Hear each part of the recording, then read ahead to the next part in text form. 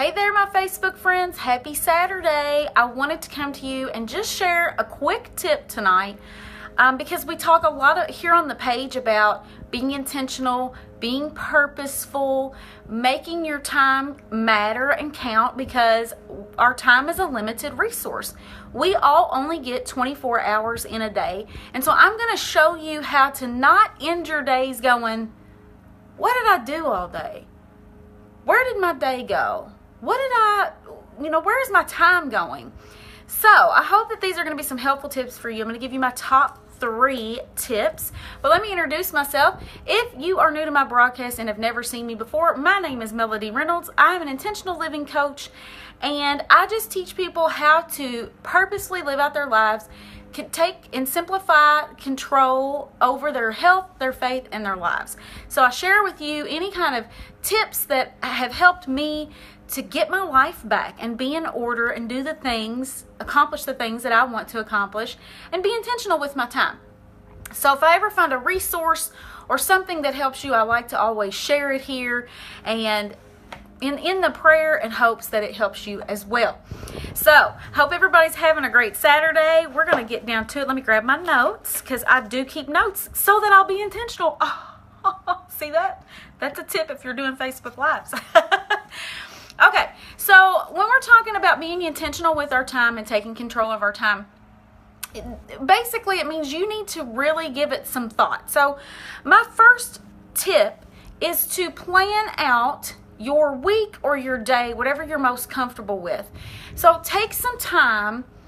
A good day actually will start the night before. So you don't want to get up in the morning and be completely frazzled and all over the place. And what am I supposed to do today? And, if you're like me and you're not a morning person, it's like my brain doesn't work until later in the morning, sometimes in the afternoon. I don't feel awake until then.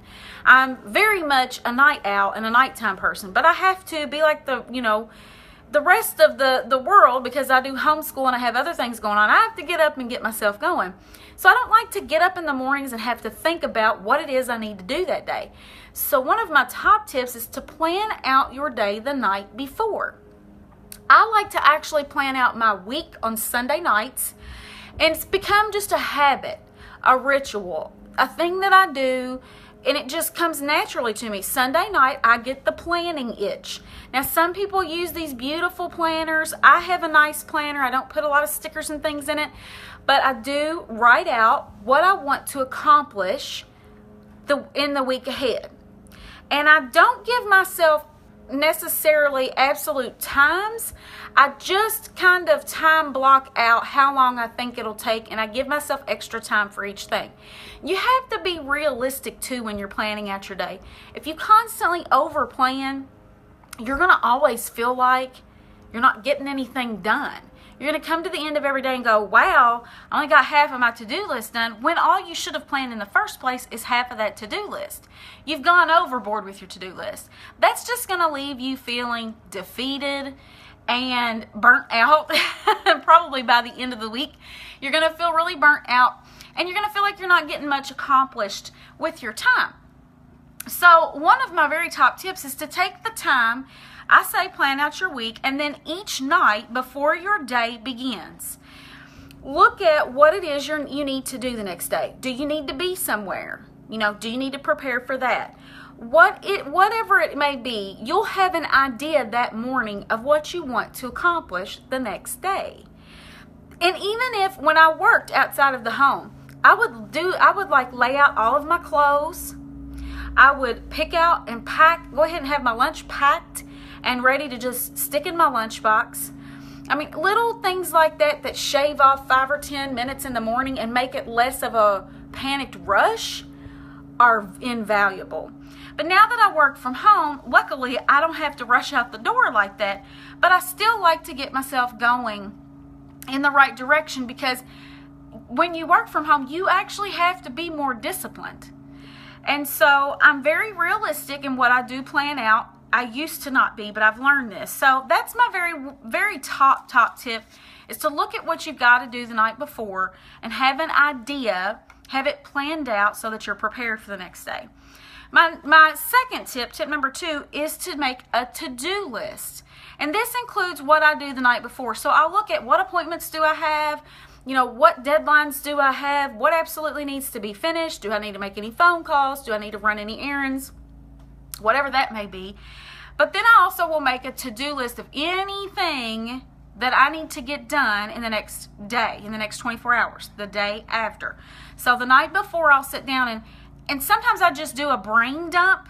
So it may be things I want to get done the next day, but I also have a to-do list where I keep like random stuff that I need to find time for, but maybe they're not top priority.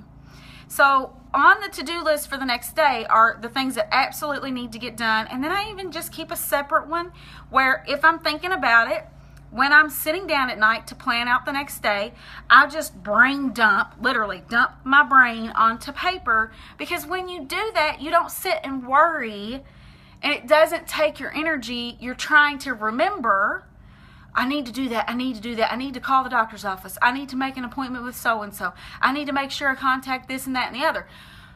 I can't sleep when my mind is like that. I don't know about you guys. I have a very hard time resting when I've got a lot of stuff on my mind. So I find that if I write it down, this is why I always have paper near me. I always have Post-its and an ink pen everywhere I go, if at all possible, which is all the time, even in the shower.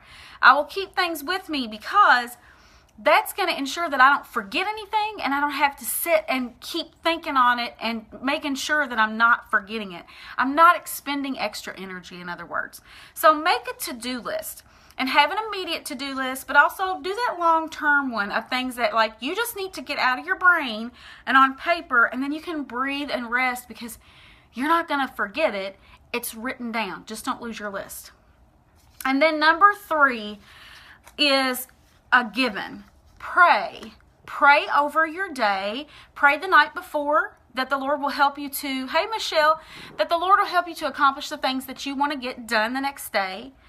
And I actually will ask God to help make me wise with my time and to multiply my time. The Lord can help me to be efficient. I really believe in that. So I always ask for Him, give me the wisdom to get done today what's going to be most important today. And help me, Lord, to stay focused. And I'll say, multiply my time. Let my time go farther than I could ever make it go. And I always do this. I do it the night before and I do it the morning of.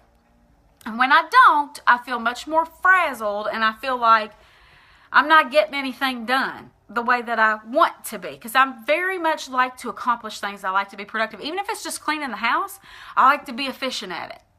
So, but I'm also homeschooling and running a business. So I have a lot of things I've got to get done every day. Except for Sundays. I do give myself a rest on Sundays. Which is just when I do my planning. So those are my top 3. Let me give you a recap. If you want to own your day, plan it the night before.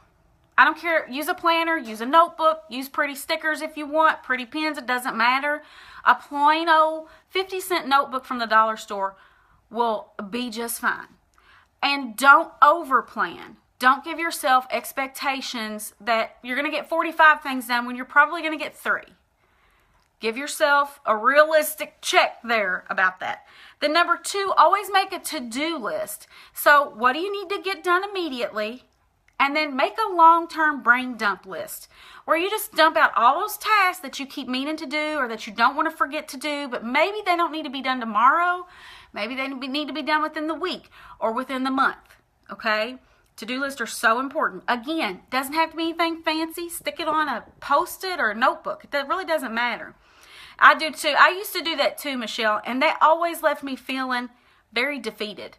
I was like, wow, I didn't get I only got half as much done. Well, it's because I overplanned. I expected too much. And once you figure out what really, truly, if you're using your time wisely, you'll really know how much you can get done. Then you feel better. Because don't that make me happier than putting a little check mark by my little task. I love me some check marks. And then number 3, pray over your day. You're going to feel so much more prepared and you're going to be less irritable. Ask the Lord to give you grace that day and just to help you focus on what's important, to multiply your time and help you to be efficient that day. And I should probably put number 4, give yourself grace. As long as you're doing your best and working hard, listen, things are going to pop up. Don't let it completely derail you and frazzle you and throw you off to where the rest of the day just goes in the pits. Like if something unexpected happens at noon, you have an emergency or something comes up that you got to deal with, don't let that derail the rest of your entire day or your week or whatever. Give yourself some grace. Maybe you don't get all 3 things done that day. Maybe you just get the top 2. That's cool because you're still getting things done. So those are my tips. Just my quick tips, because I'm sitting here actually planning a little early this week. I usually plan on Sunday nights, and I'm sitting here Saturday night like, no, I want to plan tonight. I get excited to plan stuff. It helps me to organize myself and feel like, hey, Regina, and feel like, you know, I know what I'm doing. I'm being purposeful. I'm being intentional, because if I don't, nothing gets done. If I don't write it out, and I can't do the digital stuff. Those of you that can, I love you. I wish I could. But I have to physically write it out, because then I remember it. So if it's not working for you digitally, try a paper planner. I mean, it can be a Walmart $10 planner, or you can get a really nice one. I figure the more money I spend on one, this one was $50, well, $44, then I'm going to make myself use it. It's not just going to sit there. I'm going to actually use it because I invested in it. So if you have any questions about time management, it's one of my very favorite things to learn about and teach about. Feel free to ask it in the comments. Thanks for hopping on with me. The sun is going down. I'm going to go outside and catch the sunset here in Kentucky. It's like 70. So I'm going to go out there and catch the sunset and see if I see any hummingbirds. I pray that you're having a blessed evening, and I hope this helps you to own your time. See you soon. Bye.